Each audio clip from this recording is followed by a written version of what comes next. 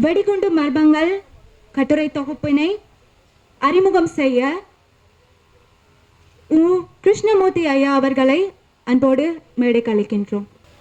நண்பர்களே எல்லோருக்கும் வணக்கம்.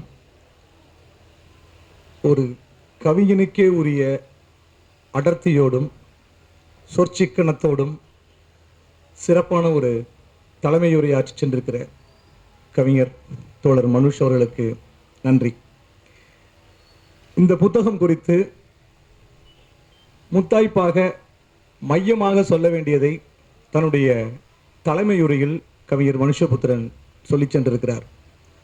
தமிழ் சமூகம் திரைப்படங்களில் நாயகர்களை முதலமைச்சராக்கி பார்க்கக்கூடிய அளவுக்கு தன் இரத்தத்தில் கலந்த ஒரு சமூகமாக இருக்கிறது.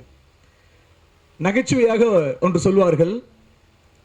மேனாள் முதலமைச்சர் எம்ஜி ராமச்சந்திரன் எம்ஜிஆர் அவர்கள் திரையில் நடித்துக் கொண்டிருக்கும் பொழுது எம்ஜிஆருக்கு பின்னாடி துப்பாக்கியை வச்சுக்கிட்டு ஒருத்தன் சுட வர்றான்னா ஆடியன்ஸ் சைடில் தியேட்டர்ல பார்த்துட்டு இருந்த ஒருத்தன் அங்க ஒரு குருவிக்கார சமூகத்தை சேர்ந்த ஒரு தோழர் துப்பாக்கியை எடுத்து எம்ஜிஆர் சுட வர்றாருன்னு சொல்லிட்டு துப்பாக்கியால ஸ்கிரீனை சுட்ட சம்பவங்கள் கற்பனை அல்ல, தமிழ்நாட்டில் நடந்திருப்பதாக வரலாறு சொல்கிறது. இந்த அளவிற்கு சினிமாவோடு ஒன்றி போன ஒரு சமூகம் தமிழ் சமூகம். கவிஞர் மனுஷ் குறிப்பிட்டது போல நாம் ஒரு ஆண்டின் 10 மாதங்களை சினிமாவுக்காக செலுத்தக்கூடியவர்களாகவும் அது குறித்த டீக்கடை விவாதங்களையும் முகநூல் விவாதங்கள் மற்ற சமூக ஊடகங்களிலிருந்து காரசாரமாக பேசக்கூடியவர்களாக பழகி இருக்கிறோம். இதிலிருந்து மாறுபட்டு 2 மாதங்கள் அந்த திரைப்படங்கள் குறித்து தவிர்த்து விட்டு அறிவுசார் இயக்கம் தோழர்கள் குறிப்பிட்டது போல ஒரு அறிவியக்க செயல்பாடுகளாக செய்து கொண்டிருக்கக்கூடிய ஒரு சூழல் தமிழில் இருக்கும் பொழுது ஒரு திரைப்படத்தை பற்றி காட்சி ஊடகத்தினுடைய புதிய வடிவமான வெப் சீரிஸை பற்றி இந்திய அளவிலேயே புத்தகங்கள் வந்திருக்கிறதான்றது எனக்கு தெரியல. ஏற்கனவே குறிப்பிட்டது போல திரைப்பட விமர்சனங்கள் குறித்து புத்தகங்கள் வந்திருக்கிறது. அந்த திரைப்படங்கள் கவிஞர் மனுஷ் ஆதங்கப்பட்டது போல ஒன்று கதை சொல்லக்கூடியதாக இருக்கும், அல்லது கதைக்கு சம்பந்தமா இல்லாம அந்த படத்தை ப்ரமோட் செய்வதற்காக பெய்டு ப்ரமோஷன் பெய்டு விமர்சனங்களை எழுதக்கூடியதாக இருக்கும். இப்படித்தான் இங்கு சினிமா விமர்சனங்கள் தமிழில் முன்னணியில் வந்து கொண்டிருக்கக்கூடிய ஒரு நாளிதழில் நீங்க சினிமா விமர்சனம் பார்த்தீங்கன்னா அவங்க ரொம்ப ஒரு பேட்டர்ன் வச்சிருப்பாங்க. நாயகன் நாயகி கதைக்கருன்னு என்ன படம் வந்தாலும் எழுதுவாங்க. கதைக்கரு ஜென்ரலாக கதையை சொல்லிட்டு நெகட்டிவ் விமர்சனமே இருக்காது. ஒரு டெம்ப்ளேட்டாக சொல்லுவாங்க, காட்சிகள் கண்ணுக்கு இனிதாக இருந்துச்சு, ஒளிப்பதிவு கண்ணுக்கு குளிர்ச்சியாக இருந்துச்சு, இப்படின்னு சொல்லி விமர்சனம் பண்ணக்கூடிய மரபு மட்டும்தான் தமிழில் இருக்கு. உரிமையிலேயே கூட இதுக்கு முன்னாடி வந்த உலக சினிமா குறித்த பல்வேறு கட்டுரைகள்லாம் வந்திருக்கு. அந்த சினிமா விமர்சனங்கள் என்பது என்னவா இருந்துச்சு அப்படின்னு பார்த்தோம்னா ஒரு கிராமங்களை ரொமான்டிசைஸ் செய்வது.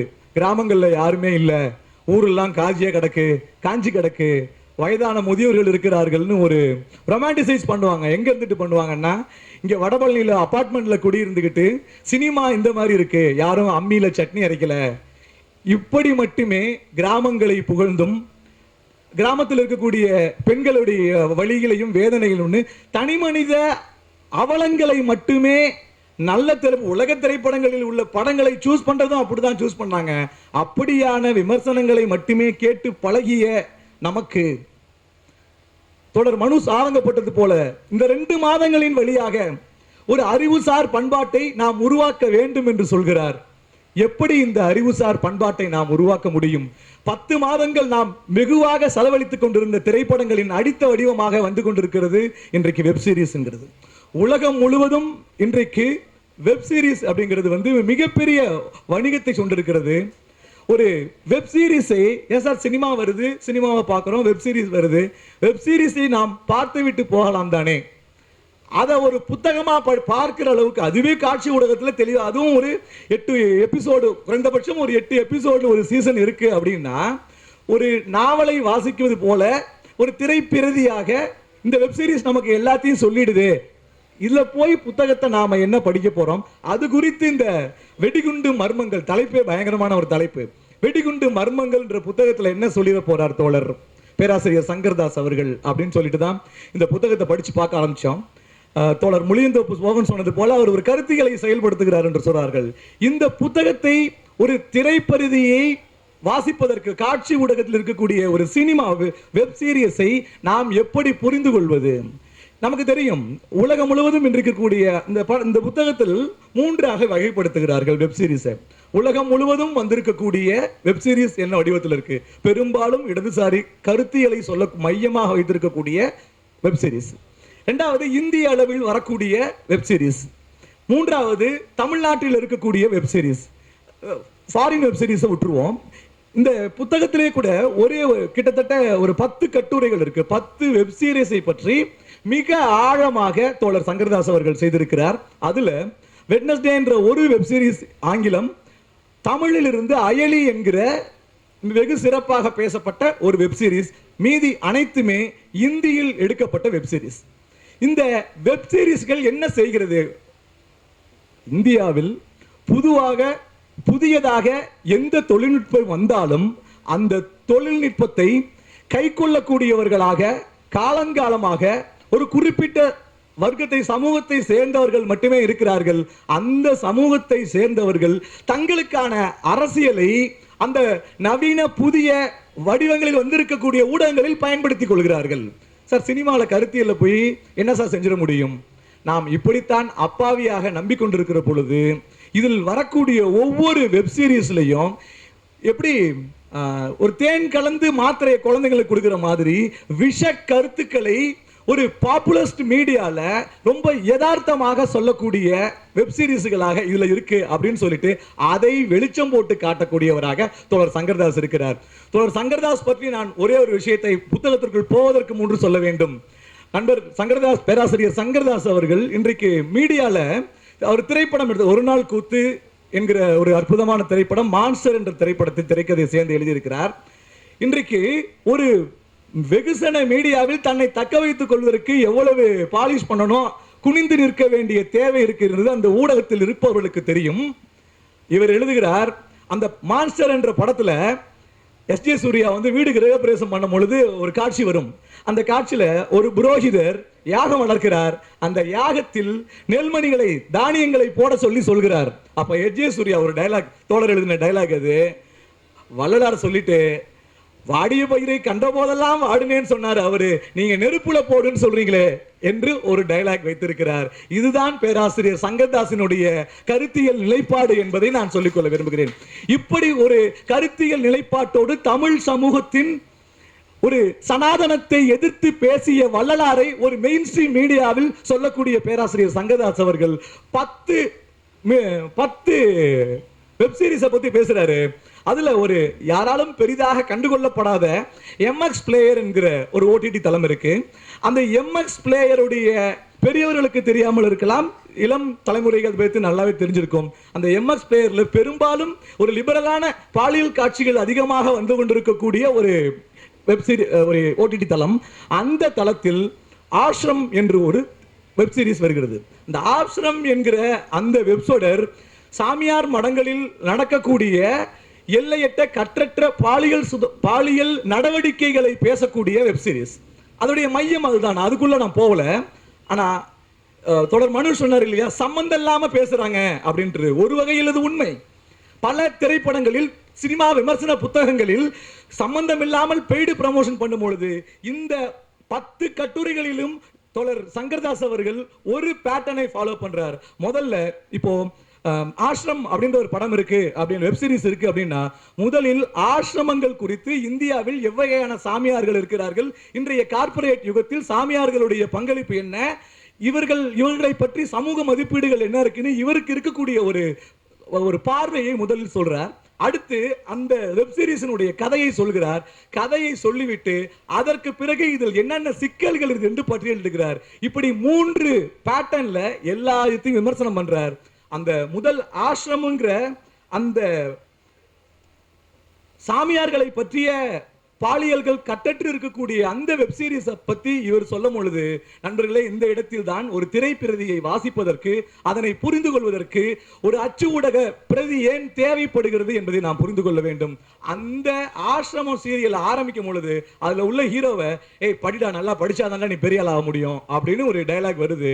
சினிமா இந்த கதைக்கும் அதுக்கும் சம்பந்தமே இல்லாத ஒரு காட்சியை வட இந்திய ஊடகத்தில், குறிப்பாக இந்திய வெப் தொடர்களில் எப்படி பயன்படுத்துகிறார்கள் என்றால், அந்த அந்த ஹீரோ சொல்றாரு, நான் படிச்சு என்ன செய்ய போறேன், எங்க அண்ணன் ஐபிஎஸ் ஆஃபீஸர், சொந்தக்காரங்களாம் IPS officer, 470 IPS cut off, நான் 469 245 எடுத்த தாழ்த்தப்பட்ட ஜாதிகாரம் ரிசர்வேஷன்ல உள்ள போறான். அந்த வெப் சீரிஸ் என்பது முழுக்க முழுக்க சாமியார் மடத்தில் நடக்கக்கூடிய கற்றற்ற பாலியல் பிரச்சனைகளை பேசக்கூடிய ஒரு தொடர். இந்த தொடர்ல இந்த டயலாக்கை போகிற போக்கில் சம்பந்தம் இல்லாமல் அதை சொல்ல வேண்டிய தேவை என்ன இருக்கிறது நண்பர்களே? அதை ஐஎம்பிடி ரேட்ல 10க்கு 1 கொடுத்துக்கூடிய வெப் சீரிஸ் அது, நன்றாக புரிந்து கொள்ள வேண்டும். நாம இன்னைக்கு படம் பார்க்கக்கூடிய இளம் தலைமுறை ஐஎம்பிடி ரேட்ல 10க்கு 7 இருக்கா 6 இருக்கான்னு பாக்குறாங்க.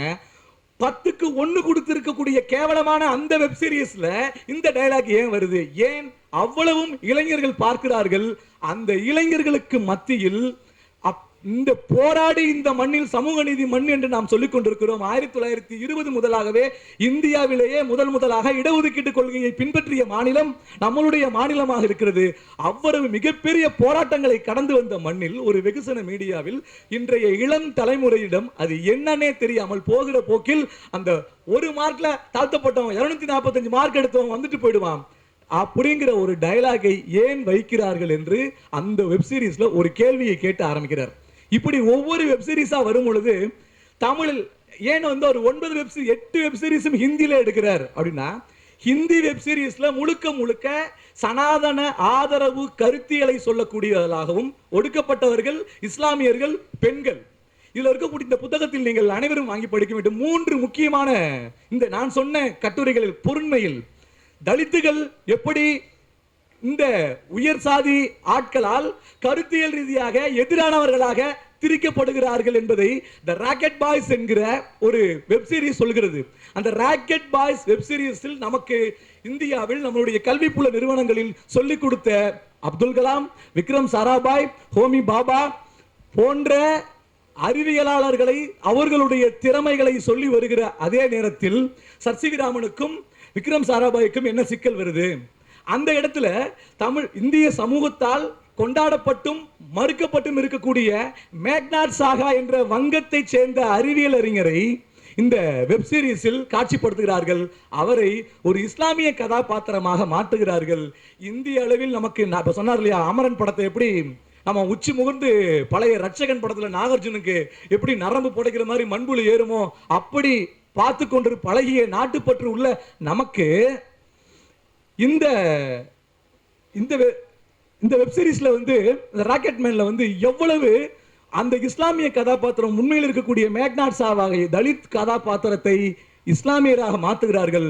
ஒட்டு மொத்தத்திலையும் அந்த இஸ்லாமிய கதாபாத்திரம் எப்படி எதிர்நிலை எடுக்கிறது, படத்துல வில்லன் ரோல் பண்ற மாதிரியான ஒரு கதாபாத்திரத்தை தலித்திலிருந்து ஒரு உதவி அதை இஸ்லாமியராக காட்டக்கூடிய சிக்கல் ஏற்படுகிறது. நண்பர்களே, மேக்னாட் சாகா மிக முக்கியமான ஒரு அறிவியல் அறிஞர். ஆனால் அந்த படத்தில் இருக்கக்கூடிய சர்சிவிராமனுக்கும் விக்ரம் சாராபாய்க்கும் ஹோமி பாபாவுக்கும் இயற்கையிலேயே ஒத்து வரவில்லை. அப்ப சர்சிவிராமன் ஒரு தேசப்பற்று மிக்க ஒரு ஆட்களாக காட்டிவிட்டு மேக்னாட் சாகா போன்ற ஒடுக்கப்பட்ட சமூகத்தின் பிரதிநிதியை ஒரு இஸ்லாமிய கதாபாத்திரமாக வைத்து அந்த இஸ்லாமிய கதாபாத்திரம் எதிர்நிலையில் செயல்படுவதை போல காட்சி அமைத்திருக்கிறார்கள். இதை ஒரு லட்சக்கணக்கான வியூவர்ஸ் பார்க்கும்போது நமக்கு இந்த அரசியல் தெரியுமா? ஒரு படத்தை பார்க்கும் பொழுது நாம சினிமாவை வரலாறு என்று நம்பக்கூடிய சமூகமாக நாம் இருந்து கொண்டிருக்கிறோம். இன்றைக்கு வாய்ப்பு கிடைக்கக்கூடிய இடத்திலாம் புனைவுகளை அவர்கள் வரலாக மாற்றிக் கொண்டிருக்கிறார்கள். எப்படி சரஸ்வதி நதி என்கிற இல்லாத ஒன்றை இருக்கிறதாக வரலாற்றில் இருக்கு அப்படின்னு சொல்வதற்கு புனைவுகளை அவர்கள் பயன்படுத்திக் கொள்கிறார்களோ, அவர்களுடைய ஆழமான கருத்தியலை அவர்கள் தங்களுடைய படைப்பின் வழியாக பயன்படுத்திக் கொள்கிறார்கள். அதுல இந்த வெப் சீரிஸ் என்பது இளைஞர்களை குறிவைத்து அவர்கள் அரசியல் மயப்பட்டுவிடக் கூடாது. அப்படியே அரசியலாக இருந்தாலும் அவர்களுக்கு சார்பான அரசியலை பெறுவதற்கு வாழைப்பழத்துல ஊசி ஏத்துற மாதிரியான விஷயங்களை செய்து கொண்டிருக்கிறார்கள். இப்படித்தான் எல்லா கட்டுரைகளிலும் இருக்கக்கூடிய விஷயங்களை தோலுரித்து காட்டுகிறார். முக்கியமான நிற்கட்டும் அந்த வெடிகுண்டு மர்மங்கள் என்று வந்திருக்கக்கூடிய ஸ்கூப் என்ற ஒரு அற்புதமான ஒரு திரைப்பிரதி, அது இந்த காட்சி ஊடகத்தில் வெப் சீரிஸ் இருக்கக்கூடிய அந்த ஸ்கூப் அப்படிங்கிற வெப் சீரிஸ் 40s 50s இருக்கக்கூடிய இளைஞர்கள் வயதானவர்களுக்கும் நன்றாக தெரிந்திருக்கும். 90களில் மும்பை குண்டுவெடிப்புகள் இந்தியாவை எப்படி மாற்றியது, அது இந்திய அரசையே எவ்வளவுக்கு கேள்விக்குள்ளாக்கியது, அதை தொடர்ந்த பாபர் மசூதி சிக்கல்கள், மலேகான் குண்டுவெடிப்புன்றது இன்றைக்கும் இஸ்லாமியர்களை பதற்றத்தில் வைத்திருக்கக்கூடிய ஒன்றாக நாம் நம்பிக்கொண்டிருக்கக்கூடிய, அவர்கள் தான் செய்தார்கள், பார்த்தாலே தீவிரவாதிகள் அப்படின்னு சொல்லக்கூடிய, குண்டு வைக்கக்கூடியவர்கள் என்று பொது புத்தியில் பதிந்து போயிருக்கக்கூடிய, வாடகைக்கு வீடு கிடைக்காத, தன் பெயர்களை மீண்டும் மீண்டும் அடையாளப்படுத்திக் கொண்டிருக்கக்கூடிய, அடிக்கடி உதாரணம் சொல்லுவாங்க, டிவி விவாதங்கள்ல கவிஞர் மனுஷபுத்திரன் இருக்கும் போதெல்லாம் அவர்களை அட்ரஸ் பண்ணும் பொழுது வணக்கத்திற்குரிய அமீத் அவர்கள் தான் ஆரம்பிப்பாங்க. மனுஷபுத்திரன் என்பதை அமீது அமீது என்று மீண்டும் மீண்டும் சொல்ல வேண்டிய தேவை என்ன இருக்கிறது? ஜிப்ரான் என்கிற இசையமைப்பாளை முகமது ஜிப்ரான் என்று ஏன் வலிந்து சொல்ல வேண்டிய தேவை இருக்கிறது? சுஜாதாவை ரங்கராஜன் என்றோ வாலியை ரங்கராஜன் என்றோ இந்த சமூகம் அடையாளப்படுத்தவில்லை. அவர்களை சுஜாதாகவே இருந்தார்கள், வாலியாகவே இருந்தார்கள். ஏன் அமீது மனுஷபுத்திரன் என்கிற அமீது அவர்களுக்கும் ஜிப்ரான் என்கிற முகமது ஜிப்ரானாக மீண்டும் மீண்டும் அடையாளப்படுத்திக் கொண்டே செல்கிறார்கள் என்றால் நீங்கள் முற்போக்கு பேசுகிறீர்கள். இந்த மாதிரியான கட்டுரைகளை வெளியிடுவதற்கு வேறு ஒரு பிரைவேட் பப்ளிகேஷன்ஸ், பிரைவேட் லிமிடெட் என்று இருக்கக்கூடிய பத்திரிகைகளில் இது வருமானா வராது. கவிஞர் மனுஷபுத்திரன் மாதிரியான ஒடுக்கப்பட்ட சிறுபான்மையின சமூக மக்களின் வழியை பேசக்கூடியதற்கான ஒரு பிளாட்ஃபார்ம் இன்று இல்லாமல் இருக்கிறது. அதை பேசுவதற்கு ஒரு உயிர்மை மாதிரியான ஒரு பத்திரிகை தேவைப்படுகிறது. அதே உயிர்மையில் உண்டு காட்சி ஊடகத்திற்கு வந்தால் தமிழில் அயலி என்கிற ஒரு வெப் சீரிஸை பற்றி பேராசிரியர் சங்கர்தாஸ் அவர்கள் அற்புதமாக எழுதியிருக்கிறார். அந்த ஏன் அயலி வெப் சீரிஸ் ஆரம்பிக்கிறதுக்கு முன்னாடி ஒரு கொடுக்கிறார். அவங்க என்ன சொல்றாங்கன்னா, அதுலயும் ரிசர்வேஷனுக்கு எதிரான என்னென்ன கருத்துக்கள் இங்கு பதியப்பட்டிருக்கு. ஒரு வெப் சீரிஸை குறித்து சினிமா விமர்சனம் எழுதுபவர்கள் அப்படியே கதையை படிச்சுட்டு எழுதுறது அல்ல மற்றவர்கள். ஆனால் வெடிகுண்டு மர்மங்கள் புத்தகத்தில் அயலி என்கிற மிக அற்புதமாக தமிழில் வெளிவந்த வெப் சீரிஸை பறித்து அந்த வெப் சீரிஸினுடைய கண்டர் பெண் கல்வி மறுக்கப்படுவதற்கான சூழல். தமிழ்ல அயலி பார்த்திருப்பீங்க. அந்த அயலியை பற்றி அப்ப தமிழ்நாட்டினுடைய கல்வி சூழல் என்னவாக இருந்தது, இங்கள் பெண்கள் படிப்பதற்கு எவ்வளவு போராட்டங்கள் நடந்தது, உமன்ஸ் எம்பவர்மெண்ட்டுக்கு கலைஞர் முதலான முதலமைச்சர்கள் எப்படியான முன்னேற்றங்களை ஏற்படுத்தாருன்னு ஃபர்ஸ்ட் ஒரு முன்னுரை சொல்றார். இவர் சொல்லிட்டு அந்த படம் பேசக்கூடிய அரசியல் வழக்கமா இன்றைக்கு குறியீடுகள் என்கிற பெயரில் திரைப்படத்தில் பெரும் ஆளுமைகளின் படத்தை வச்சாலே கைத்தட்டி நாம் குதூகலிக்கக்கூடிய சூழலில் தந்தை பெரியாரையும் அண்ணல் அம்பேத்கரையும் அந்த படத்தில் எங்கெங்கெல்லாம் வசனத்தில் பயன்படுத்தி இருக்கிறார்கள் என்பதை வரி வரி வரி வரியா அந்த புத்தகத்தில் எடுத்து காமிக்கிறார். அது எல்லாத்தையும் சொல்லிட்டு சனாதன எதிர்ப்பும் சமூக நீதியும் தான் இந்த அயலியில் முக்கியமாக பதிவு செய்யப்பட்டிருக்கிறது என்பதை இந்த கட்டுரையை படிப்பதன் மூலமாகத்தான் வெகு மக்கள்கிட்ட கொண்டு போய் சேர்க்க முடியும் என்பதை தொடர்ச்சியா பதிவு பண்றார். ஒரே ஒரு புள்ளி விவரத்தை நான் சொல்லணும்னு நினைக்கிறேன். ஒரு எல்லாருக்குமே அயலி கதை தெரியும். அயலி கதையை சொல்லிட்டு போற மாதிரி பெண் கல்விக்கு பார்க்க இந்த கதையை முதலில் நான் ஒரு பள்ளி ஆசிரியன் எங்களுடைய ஸ்டாஃப் ரூம்ல சொல்லும் பொழுது, இப்பெல்லாம் எங்கப்பா யாருப்பா படிக்க விடாம இருக்கிறார் என்று இயல்பாக கேள்வி கேட்கிற ஆசிரியர்கள் இருக்கக்கூடிய இடத்தில் சொல்கிறேன். இந்த அயலியை பற்றி கட்டுரை தயாரிக்கும் போது அவர் ஒரு புள்ளி விவரத்தை சேகரித்திருக்கிறார். 1921 சென்சஸ் அதை புள்ளி கோட்டுறாரு. 21வது வருஷம் 1921வது வருஷம் சென்சஸில் ஒரு வயதுக்கும் கீழே 597 விதவைகள் இருக்கிறார்கள்.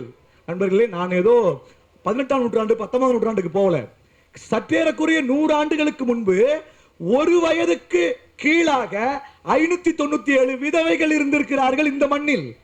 தமிழ்நாட்டு சென்சஸ்ல 597 விதவைகளை புள்ளி விவரத்தை கொடுத்து அயலி என்கிற வெப் சீரிஸ் தமிழில் எப்படி வந்திருக்கு, என்னுடைய சிறப்புகள் எல்லாம் சொல்லிவிட்டு கடைசியாக கேட்கிறார், இந்த மண்ணில் இந்த வெப் சீரிஸை எடுப்பதற்கும் அயலி போன்ற முற்போக்கு கருத்துக்களை, பெண் எழுச்சி சார்ந்த கருத்துக்களை சொல்வதற்கும் ஒரு வட இந்திய மீடியா தான் வருது. பராசக்தியில் அற்புதமாக கலைஞர் அம்பாள் என்றைக்கடா பேசினாள் என்று முற்போக்கு கருத்துக்களை விதைத்த பராசக்தியின் பேரன்கள் என்று சொல்லப்படுபவர்கள் இன்றைக்கு காட்சி ஊடகத்தில் மிகப்பெரிய கோலோச்சி கொண்டிருக்கிறார்கள். அவர்களுடைய டிவியில, அவர்களுடைய முதலீட்டில், அவர்களுடைய ஓடிடியில் இப்படியான கதைகளை எடுப்பதற்கு இந்த மண்ணினுடைய இந்த மண்ணினுடைய உயிர் நாடியாக இருக்கக்கூடிய சமூக நீதி குறித்தும், இடஒதுக்கீட்டினுடைய அனைவருக்கும் சென்று சேர வேண்டிய விஷயங்கள் குறித்தும், பெண்ணுரிமை குறித்தும் பேசக்கூடிய விஷயங்களை எடுப்பதற்கு அவர்கள் இல்லாமல் போனார்கள். அவர்கள் பராசக்தியின் பேரன்கள் வர வேண்டும் என்பதை சொல்லிவிட்டு முத்தாய்ப்பாக அந்த கட்டுரையை இப்படி முடிக்கிறார். பராசக்தியின் பேனா நாளை கடலில் நின்று இந்த முரணை எப்படி எழுதும்? பராசக்தியின் பேனா நாளை கடலில் நின்று இந்த முரணை எப்படி எழுதும்? இதுதான் சமகால அரசியலை பேசக்கூடியவர்கள் தான் ஒரு கலைஞன். நமக்கு பொன்னியின் செல்வன் மீண்டும் மீண்டும் மீண்டும் அச்சு ஊடகமா பார்த்தோம். ரெண்டு பாகமா படங்களாக பார்த்து ரசித்தோம். அந்தளுடைய வரலாறு என்பது சோழர்களின் காலம் பொற்காலம் என்றுதான் நமக்கு தவறாக சொல்லப்பட்டிருக்கிறது. தோழர் புலியூர் முருகேசன் வந்திருக்கிறார். அவருடைய படுகை தளல் என்கிற நாவலில் இதை குறித்து பேசியிருக்கிறார். இப்படி எதுக்கு சொல்றேன்னா, பொய்யான விஷயங்களை எல்லாம்